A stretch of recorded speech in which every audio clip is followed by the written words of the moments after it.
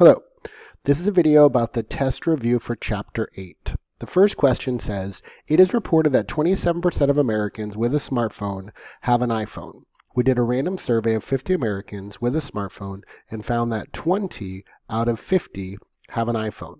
Is there enough evidence at the 5% level that 27% or more of Americans with a smartphone have an iPhone? So we're first going to talk about what's given. And what we have is P, which is the proportion of all Americans, is 27%. P hat, which is our sample proportion, is 20 out of 50, which is 0.4. N, which is our sample size, is 50. And our alpha is 0.05 because it's a 5% level. We're first going to talk about HO and HA. So our HO is P equals 0.27. The proportion of Americans with a smartphone who have an iPhone is 27%. HA is P is greater than 0.27. So a couple little comments here. First of all, it's greater than because in the problem it says 27% or more. And remember, HO and HA are the same number, 0.27. HO is P equals 0.27. HA is P is greater than 0.27. So HA, our alternative hypothesis, is the proportion of Americans with a smartphone who have an iPhone is greater than 27%. Next, we're going to check the conditions. The first condition is it needs to be random, and in the problem it states that it is random. Condition 2, the population has to be greater than 10 times the sample size. In this case, your population is all Americans with a smartphone, greater than 10 times our sample size of 50. 10 times 50 is 5,000. Are there more Americans with a smartphone than 5,000? The answer is yes. Okay, condition 3. 10 times 50 is 500. Sorry. Condition 3, n times p is greater than or equal to 10, and n times 1 minus p greater than or equal to 10. So 50 is n, p is 0.27. 50 times 0.27 is 13.5. 13.5 is greater than or equal to 10. And 50 times 1 minus p, p is 0.27, gives you 36.5. 36.5 is greater than or equal to 10. All the conditions pass, so we can move on. Next, to do the work by hand, we have to find the SE. So to find the SE, it's the square root of p times 1 minus p all over n.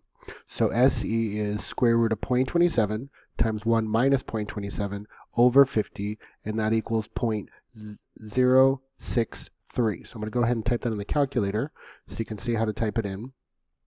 So go to the home screen, second mode. We do square root, second x squared.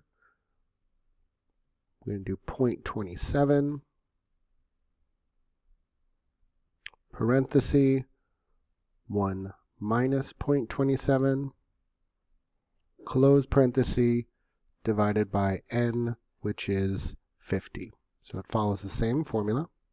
Make sure everything is under the square root, and you will get 0.0628 if we round 4 decimal places. Here I rounded 3, 0.063.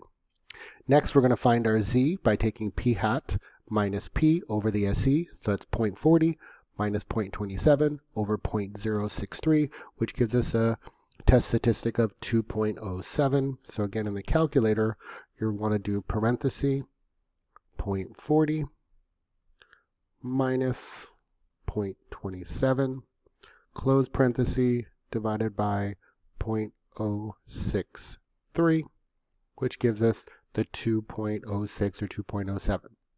Okay, so our 2.07 is our test statistic. And if we drew a picture of this, the 2.07 would be on the right side, and we're looking for greater than. Now, you can go to the table and look up 2.07 to find the p-value of 0.0192, or we can check this in the calculator. So to check it in the calculator, this entire problem, we're going to go to, well, first of all, make sure when you go to y equals that your plot is off. There's nothing in y1 in case we want to use the draw feature. So we go to stat to the right for tests. Choose number 5 for one proportion z statistic. Our p is 0.27. Now remember, the calculator does not want the 0.40. The calculator wants the fraction, and the fraction was 20 for x. Enter. N is 50. Enter. We're going to choose greater than push enter on top of greater than. And then you can choose calculate if you just want the numbers, or draw if you want the picture. I'm going to go ahead and choose draw. And it gives you your test statistic 2.07 and your p-value 0.0192. Okay. Now, once we have our p-value, to make our decision, we're going to compare our p-value to our alpha. So our p-value is 0.0192. Our alpha is 0.05. Since our p-value is smaller than alpha, we reject HO. There is statistically significant evidence to reject HO because our p-value is 0.0192. We conclude HA, which is the proportion of Americans with a smartphone who have an iPhone, is greater than 27%. So the conclusion goes back to HA, but in this case it is greater than 27%.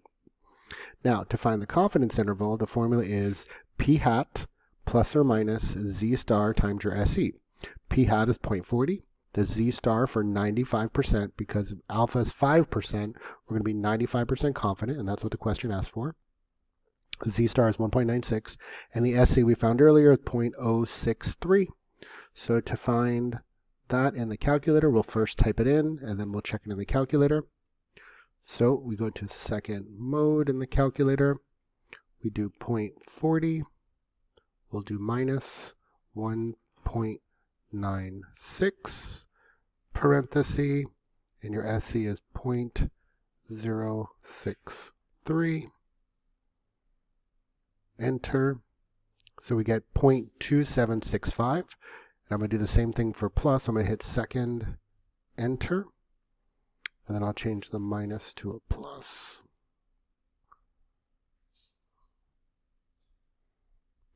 Enter, and we get 0.5234. Now, we can also check this in the calculator by going to stat, to the right for tests, choose 1 proportion z interval, which is all the way down to letter A. Choose A, enter. We put our fraction in, x is 20, n is 50. Our confidence level is 95, so in the confidence level we put 0.95. And then we go to calculate, and we get 0.642 and 0.5357. Notice the two answers are close. They're not exactly the same, but they are close to each other. So in the conclusion, I'm going to write the one I did by hand. And we are 95% confident the proportion of Americans with a smartphone who have an iPhone is between 27.7% and 52.3%. Again, if you put the answer from the calculator, it's only 1% difference. Again, in the calculator is more of an exact answer. By hand is rounding a bit, but both answers are acceptable. In the solutions, you have the step-by-step, how I did everything in the calculator, so definitely check that out and practice. This was question 1.